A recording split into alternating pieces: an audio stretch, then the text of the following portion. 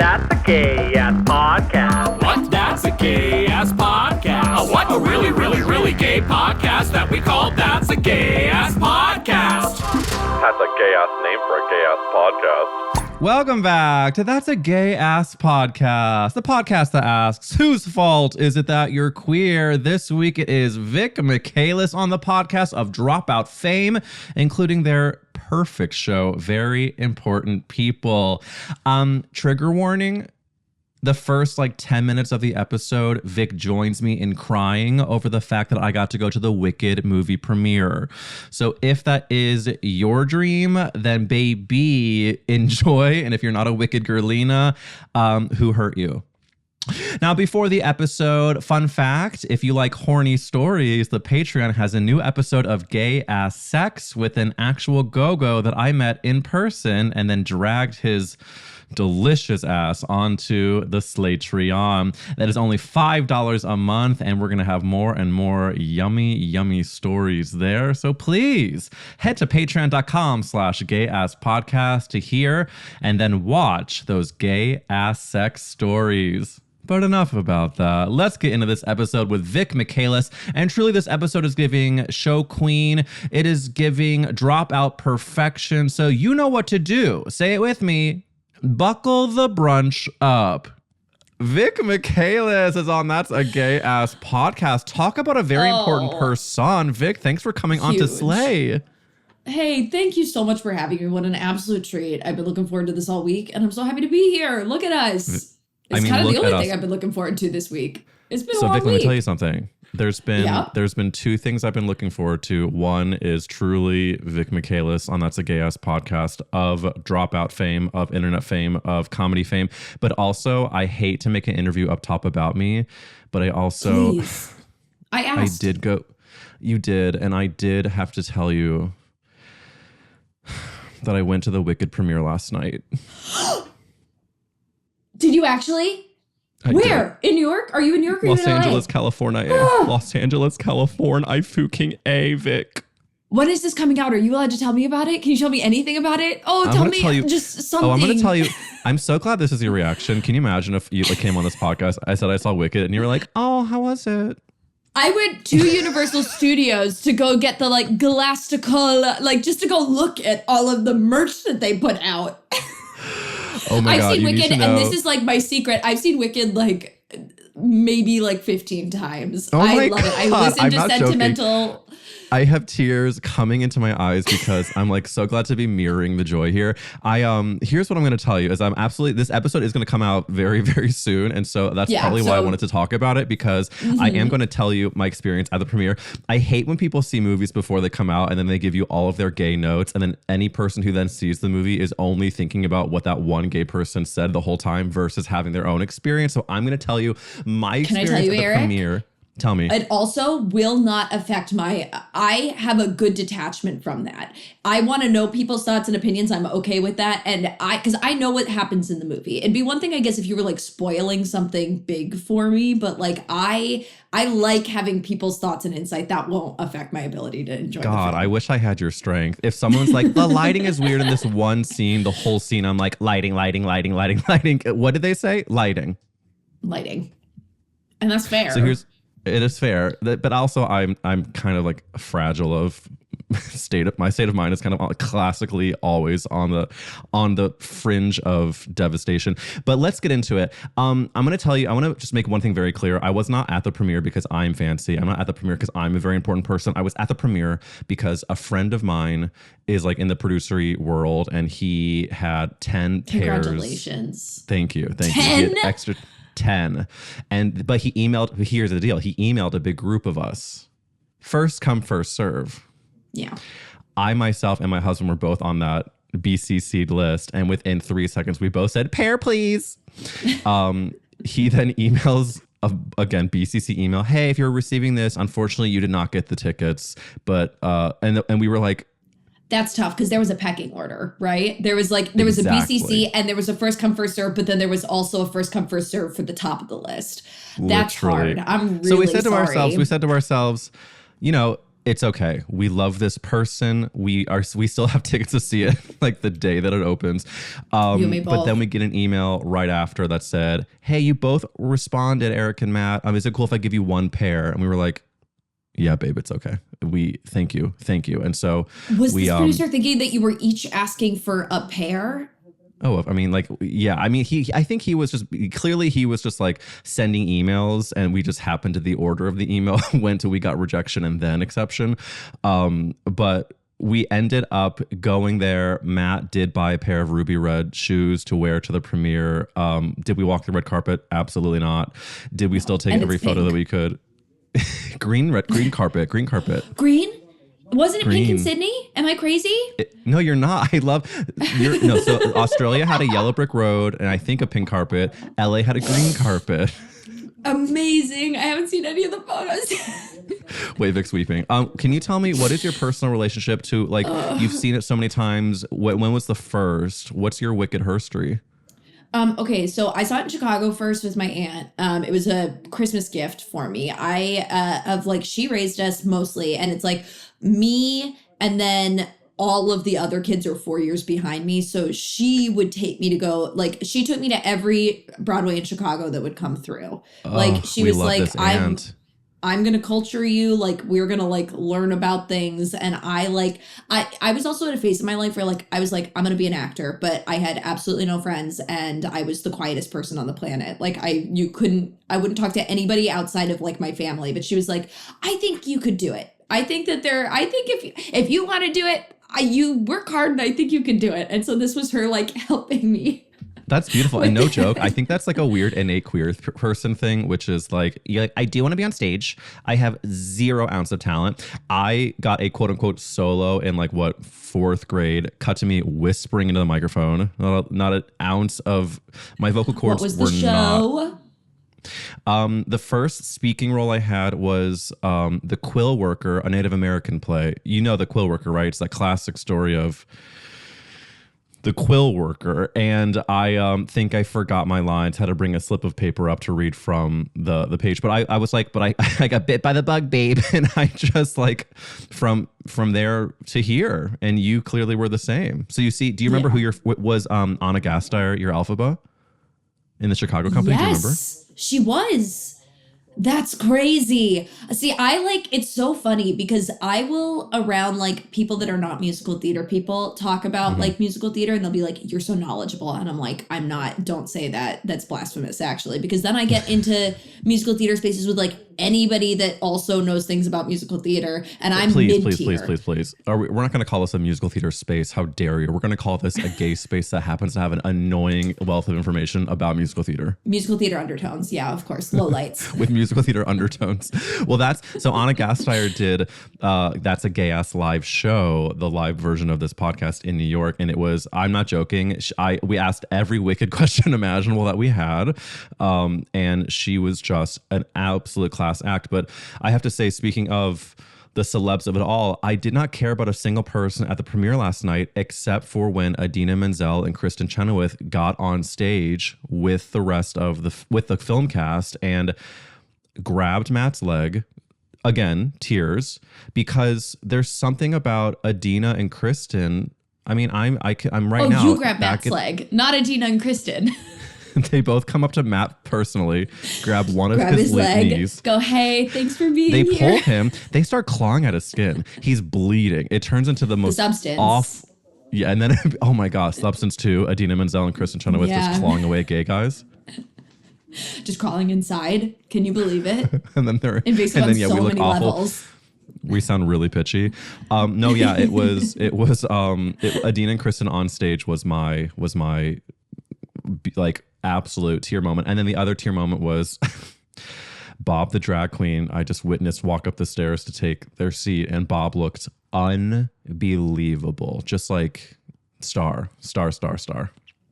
Yeah, we have there's like a bunch of drag performers that'll do Dropout stuff, and like the across the board note is just like, I've never seen somebody actually look so beautiful in real life. Yeah. Like Monet did a show, and that was literally the only thing anybody could say about the show was just like, I don't remember the experience except for the fact that like I looked at Monet And she was the most beautiful person I've ever seen in my Monet's entire slumber life. party, right? Yeah, not a pore. Not just just stunning. Stunning. Actually, I got to interview Monet right before that season premiered, and I know, gagged. And Monet and Bob are both the type of performers and people who are just like, it's the it factor, baby. It's like their essence is gorgine, smartine, comedine, babine. Commodore. Excuse me. But this being said, is there anything that you are most looking forward to seeing with the Wicked movie before I move to another actual topic? Can you tell me, is there anything? What are you most excited about? What is your Wicked number one song? What is something that you really need to witness?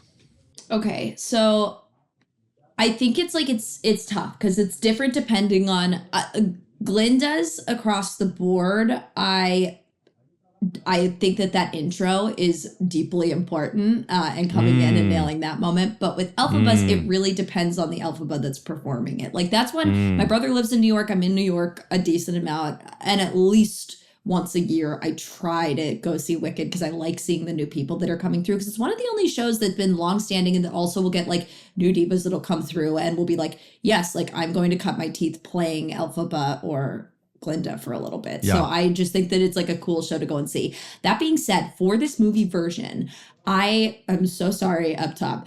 I spend a lot of time thinking about like why something is in the medium that it's in. And I think Wicked is a perfect Broadway show. I think it is a show that is built for Broadway, and it is like, it tours beautifully. It's spectacle. It's like the live vocals are unmatched. Like it is a perfect Broadway show. So I am very curious how we are translating that for film. You know what I mean? Like other than just like them like utilizing all of the visuals, like especially the vocal performances. I'm curious how and why we've translated that to film. I love this. I love this nerd take. I also want to say that the producer, Mark Platt, who did the Broadway show and the movie, he spoke before they screened it last night. And he said that when originally he read the book, it was originally supposed to be a movie first. And then I believe it was, help me out here. Obviously, the composer's name is Stephen Schwartz. Stephen Schwartz apparently had also called Mark Platt and was like, no, this is a Broadway show. And so they first did the Broadway show and then waited these 20 years until they could make the movie. And I think it was worth the wait for Cynthia Erivo as Elphaba. I really do. And I think that really spectacular.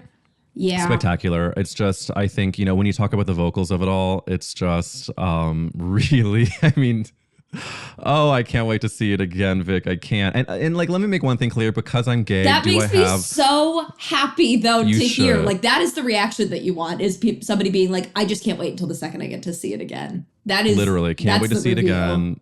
We were sitting in the balcony because, again, we are not yet important people. And was the sound great up there? No. Was the movie incredible still? Yes. So I can't wait to see it. And like, it was at the Almondson. It was they just did a fucking giant touring house, and then they put the big old projector up, and it was great. I mean, it was like cool to be, Jennifer Lopez was there. There was apparently Tina Knowles was there. Important to note, Stassi Schroeder was apparently there. I ran into a couple friends. It was just. Wait, hold on. How did those friends get the invite? Do they know producers as well? Okay, great question. One of my friends is the wizard is played by Jeff Goldblum. Jeff Goldblum. And my friend is Jeff Goldblum's assistant. So he got in because of that. My other friend got in because his boyfriend is Jeff Goldblum's stylist. So clearly Jeff has quite a beautiful gay entourage. Okay, he got a bunch of tickets friend, too. Well, there was that friend got a gift. That friend got a gift bag. Jeff Goldblum's. So if you're sitting in the orchestra, boyfriend. You got a gift bag. I think most did. See, that's the thing is Jeff, this is awful, but my friend who's Jeff's assistant, I don't think got a gift bag. But I think the stylist boyfriend They were parceling out gift bags, and Jeff went, oh, my assistant doesn't need one. Don't worry about that. We give him enough shit. Yeah, I don't know what the gift bag sort of. Vic, I'm spending too much time on the Wicked movie. I knew this was going to happen. I'm sorry. I have to know it's everything. my fault. It's my fucking fault if anybody listening. This is all, you're going to have to cut all of this. It's going to be unintelligible. It's me crying and you screaming. Vic Michaelis and Eric Williams spent 52 minutes crying about a production that we have no connection to other than we've seen it. That you saw in the balcony, and I looked at all of the photos from the Australia premiere. Literally, I had an obstructed view of the movie. My embarrassing fact, last thing, and then I promise we'll move on, is I did desperately try and get on the PR list for the Wicked box. I was like, I don't care what it is, I want it. And I was gently told, box. And they gently said, no, thank you. They said, there are so many. I don't think so. There's the Wicked box. Can we talk about there were 2 cars outside of the premiere last night that were Wicked, fully covered in Wicked. Wrapped. They were wrapped in Wicked signage. I mean, there was a Wicked logo. There were logo Wicked characters. I mean, it was just the corporatization of Wicked. And you deserve that box, by the way. Vic, you did deserve that box. Eric, thank you for saying that. I was literally like, I watched, and this is no shade to anybody. I am happy for everybody that got a box. But I was looking at my friends getting boxes and I was like, I think I can get a box. And they were like, no, absolutely not. Well, now we're all going to start boycotting the Wicked movie. And then it's hashtag give Vic their box. Yeah, we said we wanted to really insert ourselves into this Wicked premiere, and this is how we're going to really make our stance. Listen, some people need to make a noise with PR, and we harness our power in different ways. So speaking of harnessing our power, Vic, it's about damn time I ask you the famous podcast question, which is, Vic Michaelis, whose fault is it that you're queer? Who do we blame, babe? Okay, I'm not going to name names specifically, but what I'll say is, like, I was the type of kid that people told me. You know what I mean? Like, I did Taekwondo. Like, it took me so long to figure out I was bisexual because everybody was pointing at me and was like, gay.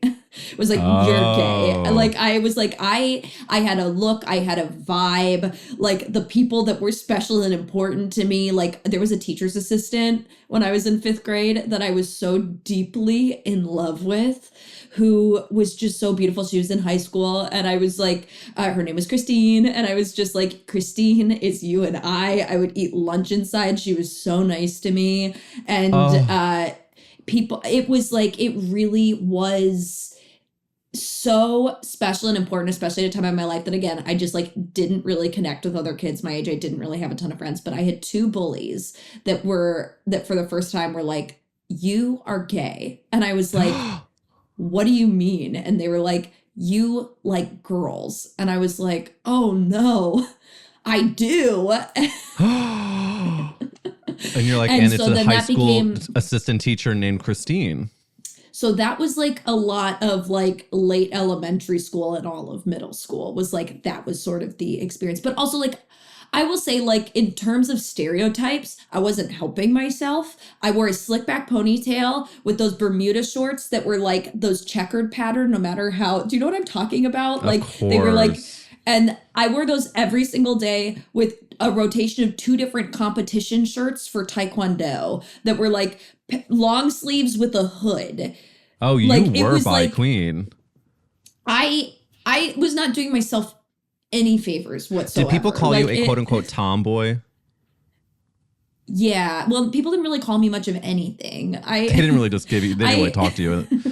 People just sort of gave me space is what I'll say for the most part. But it's so interesting because you're such a good talker and socializer, and like I feel like you had to be. Were you talking to the adults? Is that where you got your wit? Yes. I was exclusively talking with adults. I was the type of kid that, like, I was getting carted around, like, when my dad would have, like, work friends over. I would be, like, the one that was, like, told to, like, go socialize. Like, I was a party trick. You know what I mean? And then they would say, gosh, Vic has an old soul. You're like, no, just she has no young friends.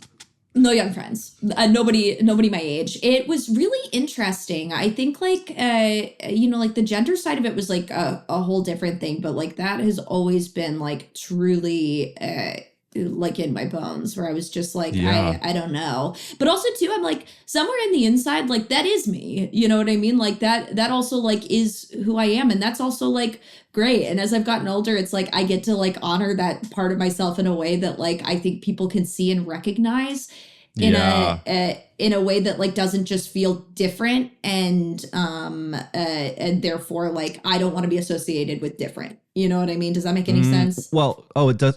Two things are really resonating with me. Number one, you blame the people who told you were queer. You blame and that to me was I was 100% told I was gay before I knew it.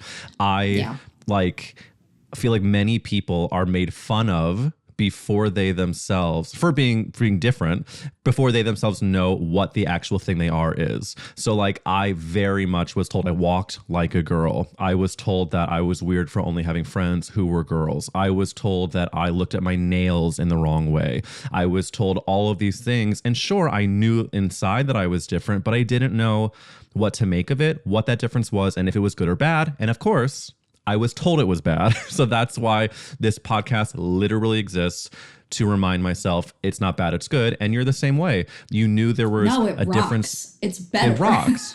It is better. And it's like, that's why we're crying about Wicked, is because we resonate with these things on a deep cellular level.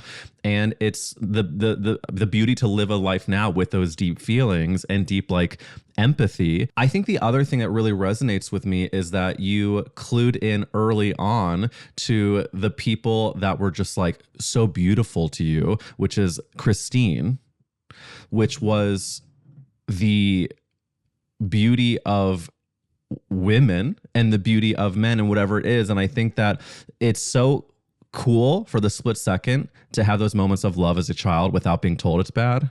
And then for us to now as adults actually learn that it's okay and, you know, find our bliss now.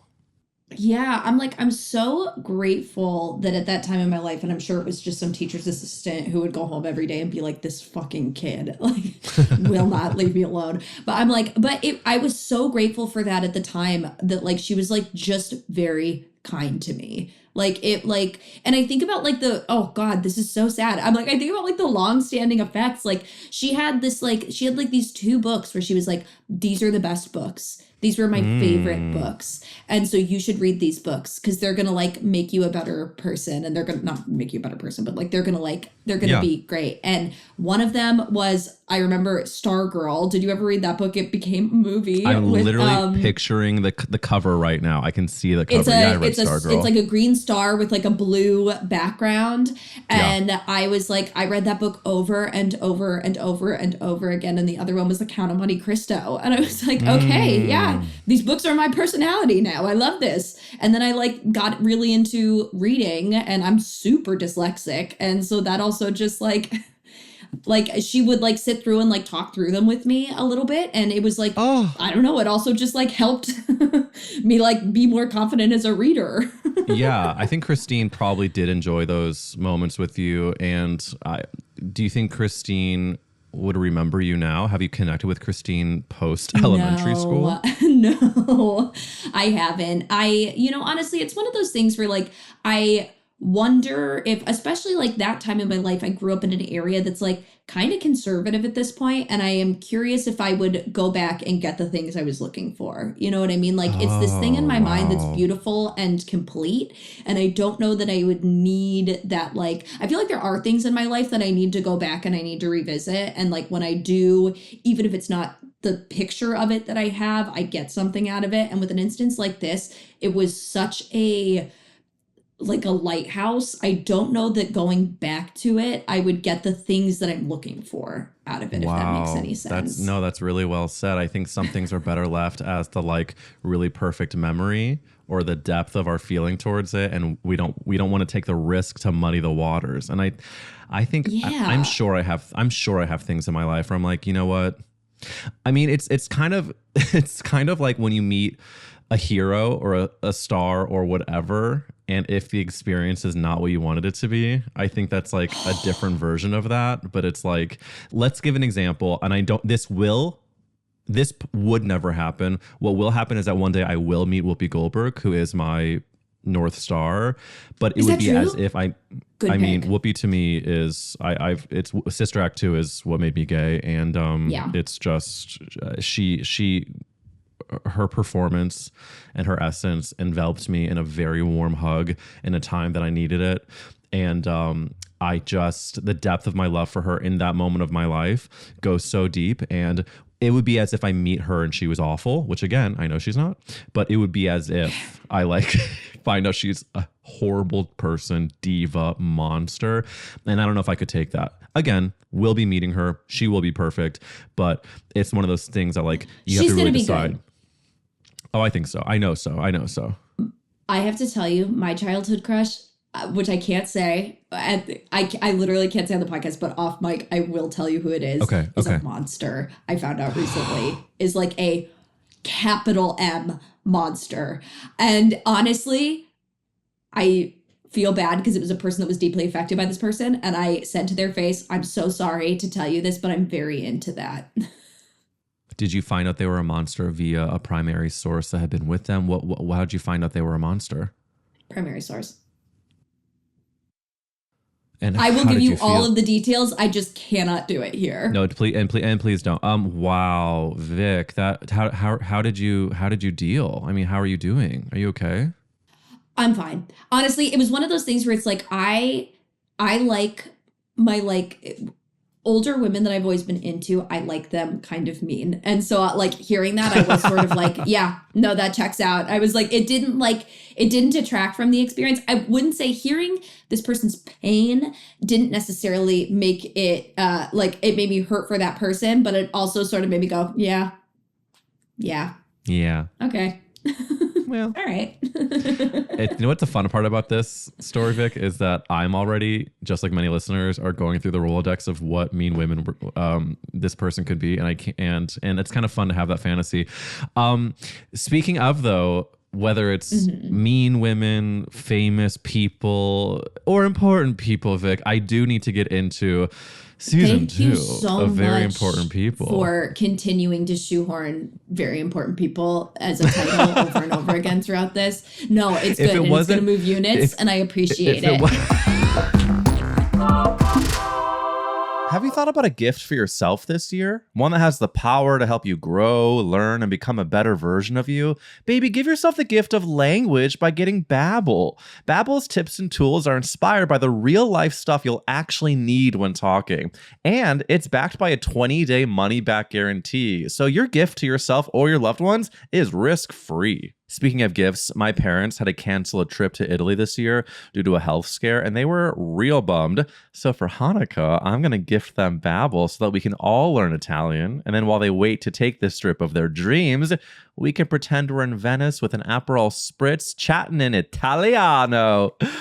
But listen, I've got a special holiday deal for our Gay Ass Podcast listeners. That's right. Get up to 60% off your Babbel subscription, but only if you're a Gay Ass listener at babbel.com/gayass. That's right. 60% off Babbel at babbel.com/gayass. Spelled BABBEL.com/gayass. Rules and restrictions may apply.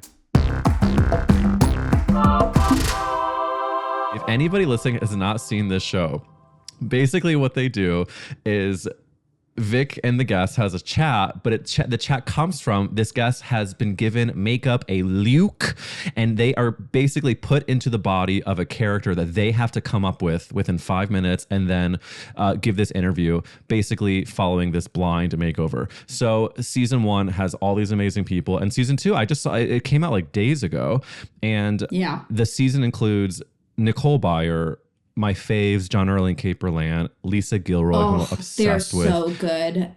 Oh, I can't wait.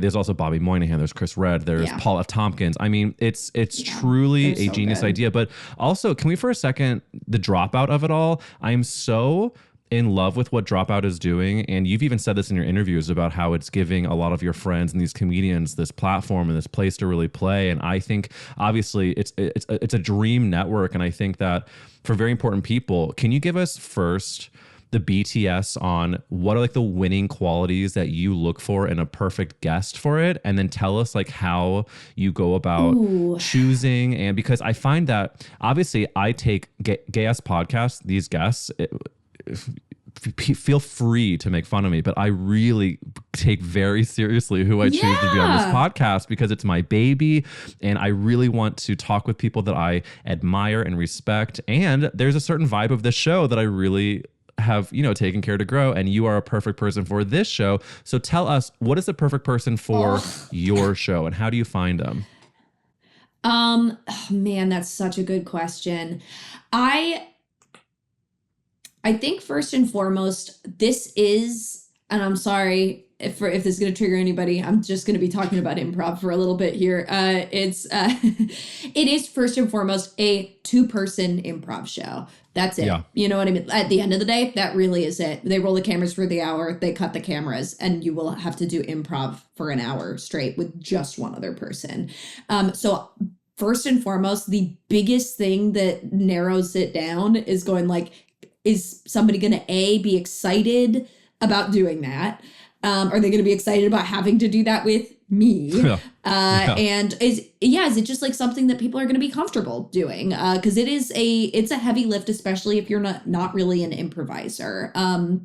But I've been very fortunate that like, because of the VFX of it all, largely, it's not so much about like getting the biggest name you can possibly get. It's a lot more about getting somebody that is going to embody the character, because especially a lot of people are finding the show via social media. And so, you know, like it's less about being like, oh, it's that woman who was in Fly Me to the Moon, which again is a great movie. Anna Garcia was in it, and you should definitely go watch it. But it's more like, oh, it's Rocks, and then people will like go click through the profile and then be like, oh, it's Anna. Oh, Anna was in that movie. That's amazing. You know what I mean? It's like it's credits second, it's essence, energy, improbability, yes and ability first.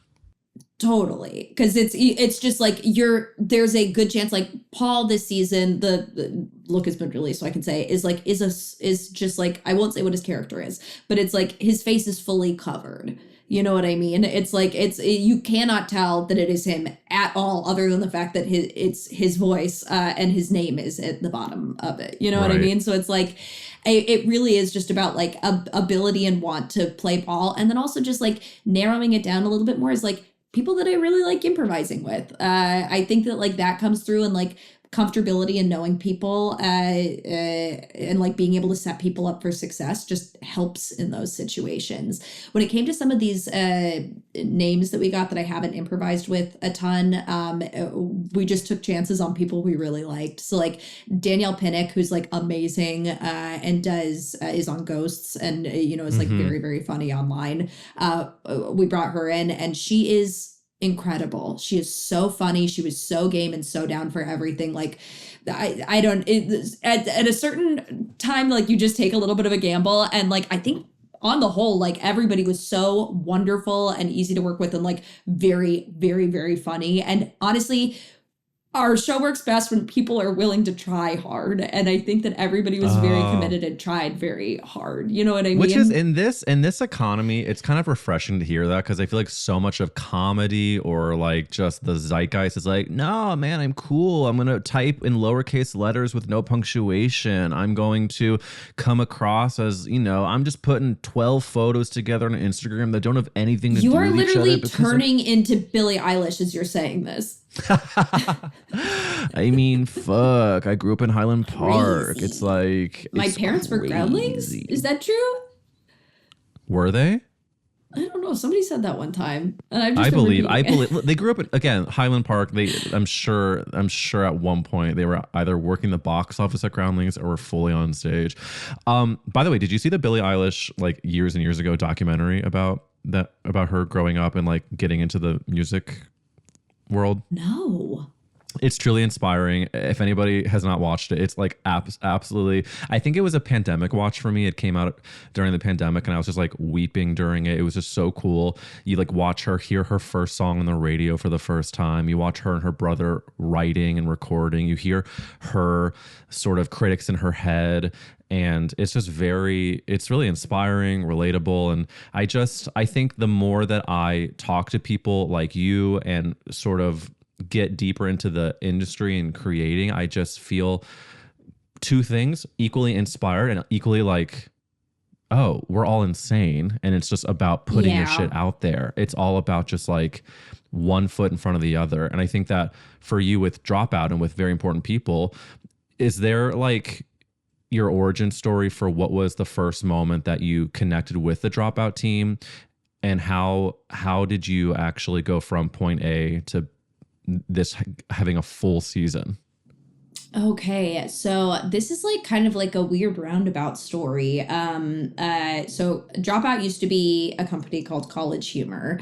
When Dropout was launching, they needed people, all of their core cast went over to sort of like produce their shows and film those, and they were still producing like the Hardly Working sketches and those ones that I'm sure like if you were online from like 2011 to 2019, you were getting fed like on Facebook those like Dropout sketches or the College Humor sketches. And so I got to fill in on that side of things, like doing the sketches. So I was in from like 2018 to 2019. Actually, basically the year of 2019, I got to do a bunch of sketches on that side of stuff. So that was how I got to know the people over there. Then all of a sudden, like the company shut down literally on like Christmas time.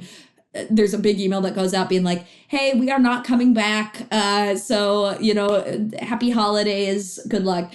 And then like through the grapevine, because I was like involved, but I was freelance and I was like not that involved. And my friends were actually like had like salaried jobs they were losing. Gotcha. And so like it was, I was not, I was just, you know, I'm happy that to have been a part of it. Right. So there's sort of like from through the grapevine, like Dropout, the streamer, gets bought by Sam, who's the CEO now. And we like all of a sudden, like there's like some of these shows from Dropout that they're going to continue to produce with like putting more of an emphasis on the unscripted stuff. I'm sorry, this is so boring. But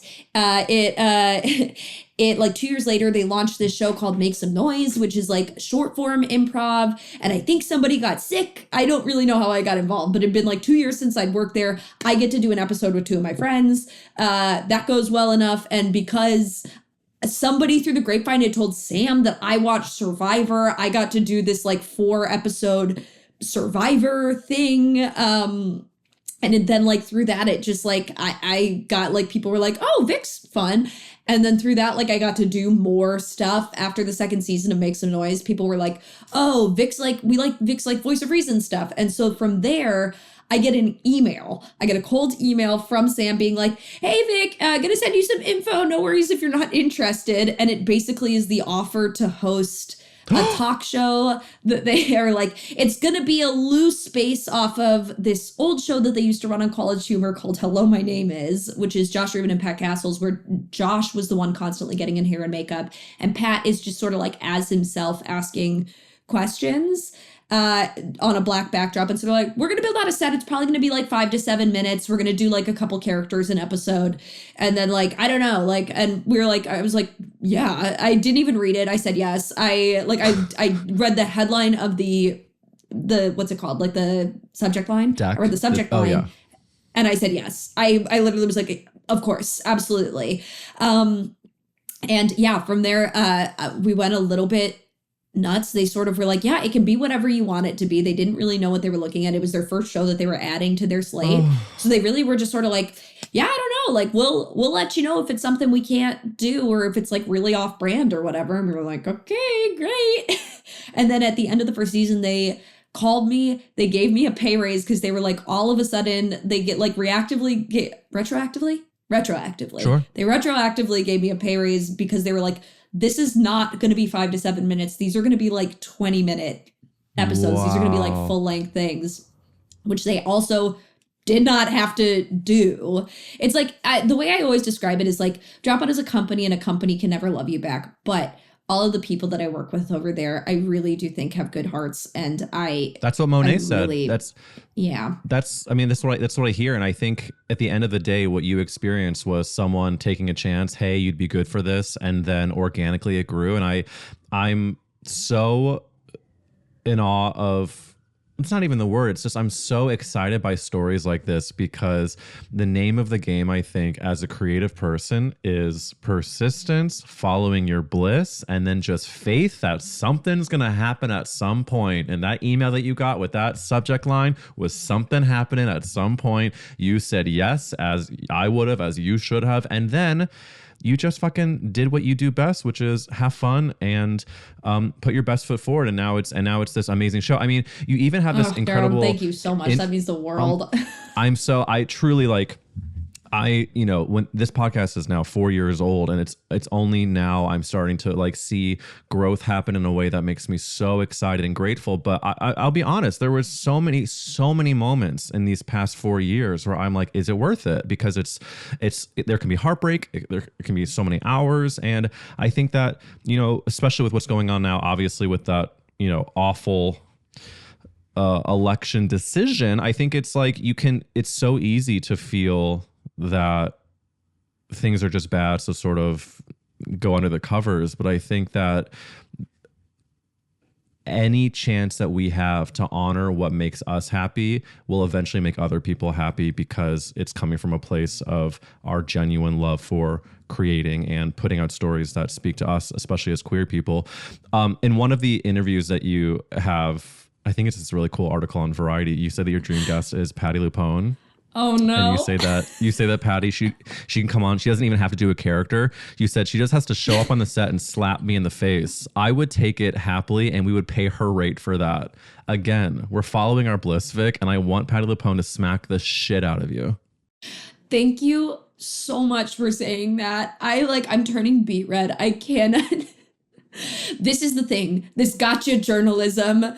Jennifer is so sweet. We're talking about her Funko Pops in her room, and I'm like, oh my God, she's got me comfortable. I'm like, I'm drunk on nothing. I'm just like, we're gabbing. We're having the time of our lives. She's talking about guests. Ha ha ha, little joke. Something, there's maybe a little serious on the inside, but it's mostly, and it is headline. The headline. Patti LuPone could take a dump on my chest, and I would pay her. Vic Michaelis. It's true. It doesn't mean that my dad needed to read it. You know what I mean? Sure. Vic, I have so had to separate myself from what my parents will read. For so many years, I've been like, but what if, and then in my in-laws, and I'm like, girlies, they're going to buckle the brunch up and they're going to hear about the things I want to do to Jonathan Bailey. Yeah, I guess that really is it too. Is it's like I have now existed online for so long. I'm like I've been like, I now have enough stuff there that I'm like, you also know me as a person. And so that I'm going to say probably some pretty crazy stuff. And so not pretty crazy. I mean, it's fairly tame, but it's you know what I mean? It's I don't know. It's if you're seeking it out, unfortunately, you have to be okay with the repercussions of that. That's the point. If you're going to choose to watch, if you're going to choose to listen, then baby, there might be something said about Patti LuPone laying hands. Yeah. And that is your decision to engage in my content. You did make a decision to sign on to something that is important to know, Vic, and would not let you come on That's a Gay Ass Podcast with me, a proud Jewess, to not talk about your Hanukkah Hallmark movie. Thank you so much. I so appreciate that. The fact that you did it with Brian Greenberg, you need to know, went to the same synagogue as me growing up. Our parents know each other. No way! I just need you to know that. I've had when I first went to college for theater, my parents we know Brian Greenberg's parents. He just did Prime with Meryl Streep. I'm like, oh my God. We ran into him at a restaurant when I was visiting New York, and I was like, my mom and dad are going to make my career happen. That's it. That's the connections. Unfortunately, Brian Greenberg has not been my sort of into the industry, but do I yet love him from yet? He's so hot. First, I'm going to say that first of all. Second of all, this Hallmark movie is a Jewish time loop film. Vic, mazel.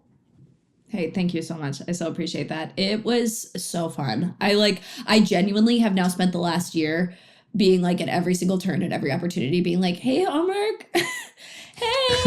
It's in your bio on I'm Instagram. around. Yeah, I loved it. I loved everything.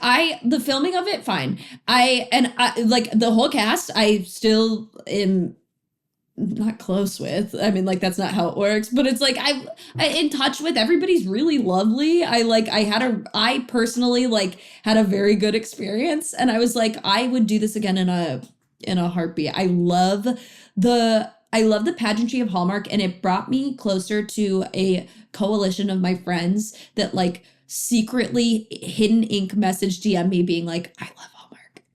I love Hallmark, and I'm so excited. There's a literal NPR review of the movie saying that very same thing, which is that some people think that it's like graded on a curve is what the review said, that it's like all Hallmark movies are. It's like, no. Hallmark, there are, and especially this Hallmark movie, they were saying this is just a good movie. And let's just, if anybody hasn't seen it, it's a time loop film. I kind of say it's like Happy Death Day, but with Did you watch it? Yot. Of course. It's Brian Greenberg in a Jewish time loop film. you. It's Happy Death Day with Sufgan Yot and body hair, bitch. Yeah, and nobody dies. Spoiler alert. Spoiler alert, your sister is a lesbian in the movie. Yeah, that's true.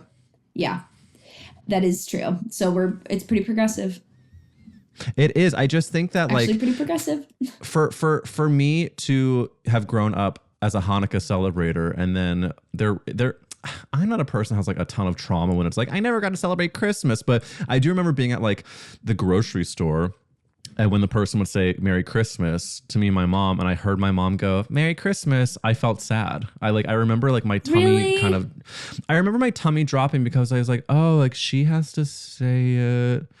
I mean, she doesn't have to, but she's choosing to, and they didn't say the other one, and just to not have like a conversation about it. Oh, I don't know. It felt like it was just like another little tick on the otherness, I think. And again, I didn't internalize it too deeply, but whenever I see now as an adult, like a Hallmark movie that is like, it's like it's a Jewish moment, and it's actually like well done. I think that to me, it's like healing to my little like sad, Jewish kid who just like made, oh my God, Vic, I made a stocking when I was very young out of paper. I stapled it. I did color it rainbow. Again, did not know the irony. I put it on my fireplace. And now this time it wasn't the grocery store clerk. It was my own parents who took it down and said, Eric, we don't celebrate Christmas. But I was trying to assimilate, I think. I was trying to like, so what is your relationship? Like, here's question one. Do you like Jewish people?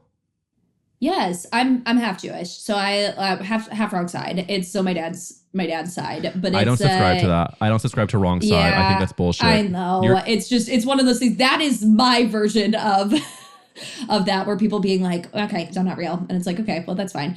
But we didn't grow up with like pretty devoid of religion, and then in high school I took it like I got a crazy like family life situation, and that is like ripe, especially in the Midwest, for the like conservative like big churches. And so I, of sort of my own volition of my own volition, started going to like these like youth groups with my friends, and it was crazy. It was crazy. And so now I'm not a religious person, and we'll do high holidays, and then we'll do like Christmas and Easter. I'm obsessed with this. I'm also married to a Catholic, so I do both. And can I just retroactively say that my way of trying to find out if you were Jewish or not by saying, do you like Jewish people, was fully insane. Yeah. And no, that's okay. I just want to. I sense where that was happening, and I appreciate it. And I'm more than happy to let you know. It was a half-baked bit that turned into like, hey. Well, it was that you did this with your glasses. Like, I actually should have done that. That would have like landed the plane a little better. God, there was a follow-up about but just by the way, also Midwestern Jew here, so we see each other. But because unfortunately we somehow are getting towards the end of this interview, I want to make sure that I know it's fully insane, but like that's what happens when you put two wicked lovers together, and they spend the first 35 minutes talking about Wicked. I'm so Which sorry. No, it's my fault. It's my fault. By the way, I stand behind it. Actually, I think that it was a very important subject for a very important person. Vic Michaelis, let me go into a question that we always ask on That's a Gay Ass Podcast, which is, if the world was ending, you could only save one character actress, who would you save? Okay, so this is the part where I need to let you know that I did see War Paint 3 times when I was in New York in like 2017. You need to stop underselling yourself as a theater person. You are a theater freak.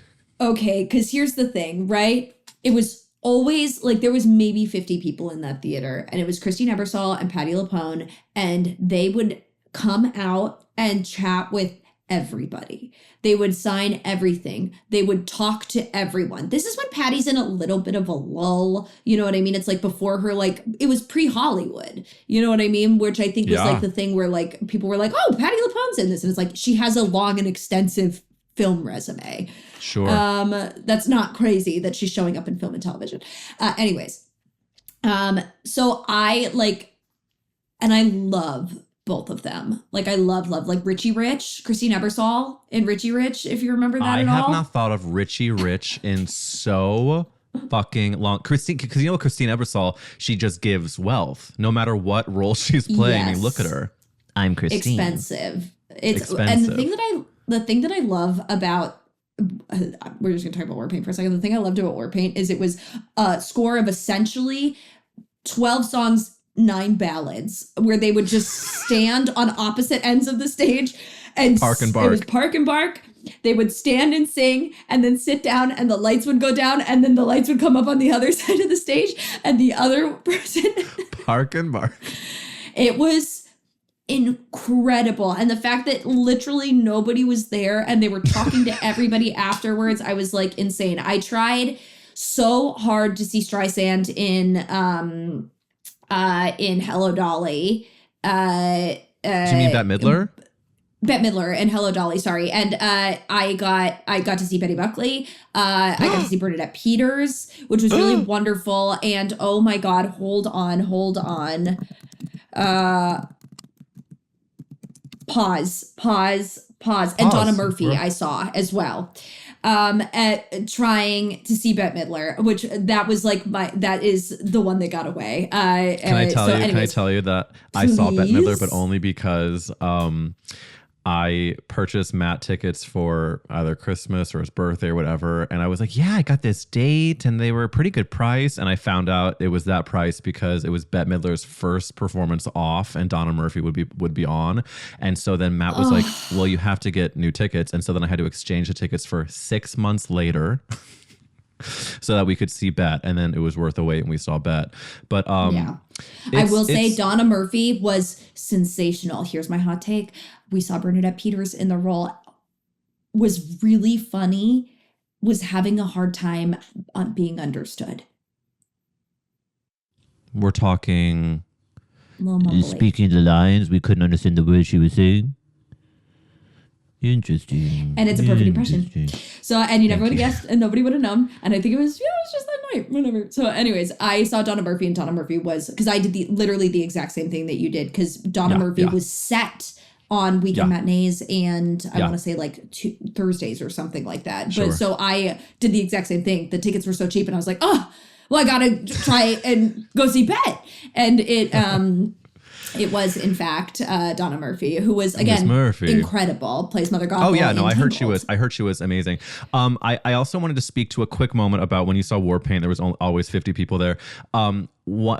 Because you're an improv queen, I once went to support a friend of mine who did a 2-prov show in New York, and it was at the Pit. And I went, and it turns out that the audience was also a two-prov. It was me and one other person in the audience, and it was musical improv. So it was actually 2 actors and a pianist.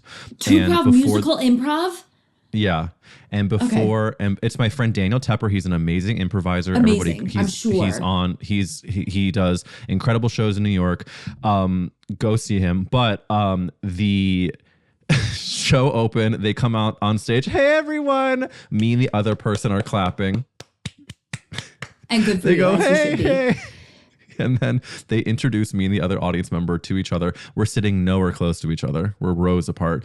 And then we enjoy, and they give us a full show. But I think, again, you have to put one foot in front of the other. And just like Christine and Patti didn't care that there were 50 people watching them park and bark, they gave us their show.